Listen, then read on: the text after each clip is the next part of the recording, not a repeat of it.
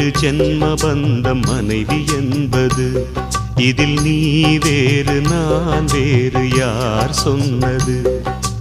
கல்யாணமே ஒரு தெய்வீகமே, சம்சாரமே அதன் சந்தோஷமே, ஒரு வான் நிலவும் பிரிந்து வாழுமா?